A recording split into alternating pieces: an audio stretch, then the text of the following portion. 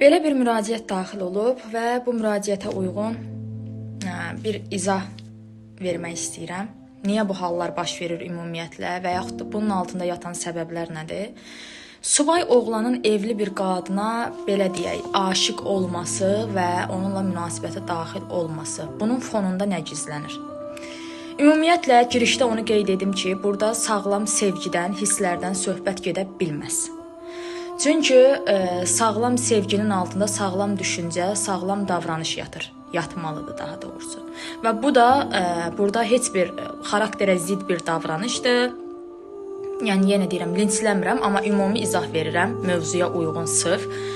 Xarakterə ziddiyyətli bir davranış olduğu üçün burada sevgidən söhbət gedə bilməz. Bu birbaşa həm qadın tərəfin bir çox hallarda, həm oğlan kişi tərəfin öz boşluqlarını doldurması nəticəsində yaranan bir münasibətdir. Yəni sevginin bəhrəsi deyil bu.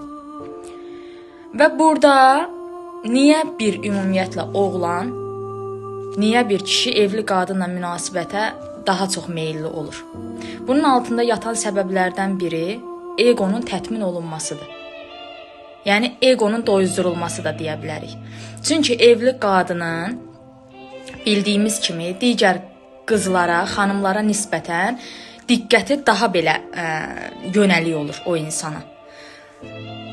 Daha isti gəlir ona və o ondan təsdiq gördükcə bununla bir növ egosunu doyuzdurur.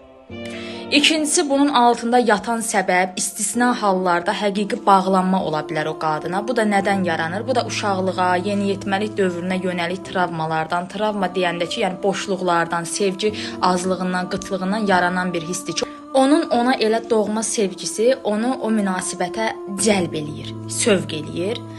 Digər bir hal nədir? Digər bir hal məsuliyyətdən qaçışdır. Hansı ki, baxın, burada da bu müraciətdə indi mən onu sonda açıqlamasını verəcəm. Niyə? Bu dediyimi o da artıq təsdiqləyir.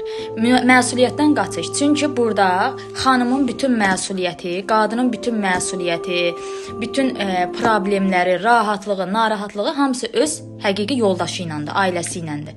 Xanım sadəcə onunla görüşür, danışır, xoş dəqiqələrin, xoş anıların paylaşır. Burada başqa ona heç bir məsuliyyət yükləmir.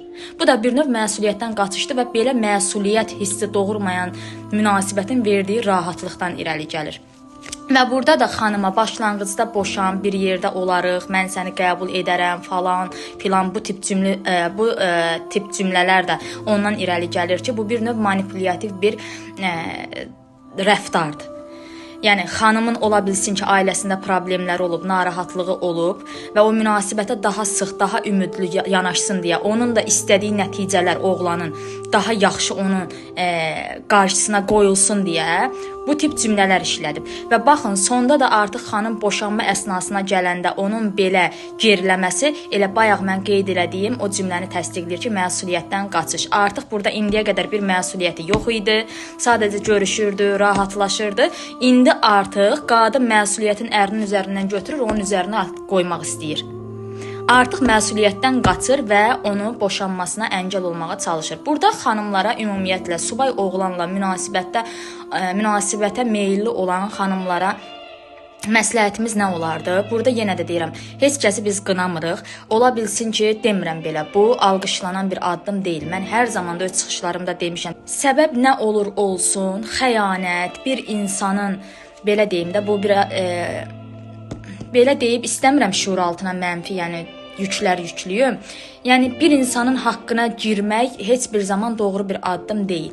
İstənilən bir halda boşanmaq deyilən, ayrılmaq, yolları ayırmaq deyilən bir məsələ var.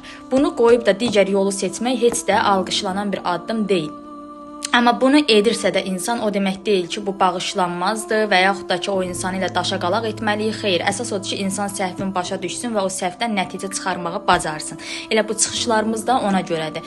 Heç bir qadın, yəni əksəriyyət qadın, əksəriyyət qadın elə münasibətdəki o boşluqlardan, ola bilsin ki, orada bir qədər onun həyat yoldaşının da bir payı olur, necə deyim? Yəni yenə deyirəm, bu ona o hərəkəti etməsi üçün heç bir bəraət qazandırmır, amma yenə mövcud problemləri qeyd eləyirəm.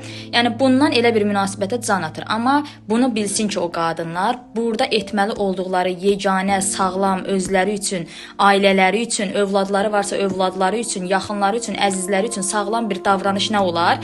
Oturub öz boşluqlarını özləri ilə danışmaq, hardadır problem, niyə ailədən soyuyurlar, niyə başqa münasibət axtarıram, mən nə axtarıram, bu sualın cavabını ya təklikdə, ya bir psixoloqla, ya bir yaxın bildiyi insanla tapmaq və bu yöndə çalışmaq onu daha sağlam nəticələrə aparıb çıxarar və sonda belə məyusluq da yaşanmaz.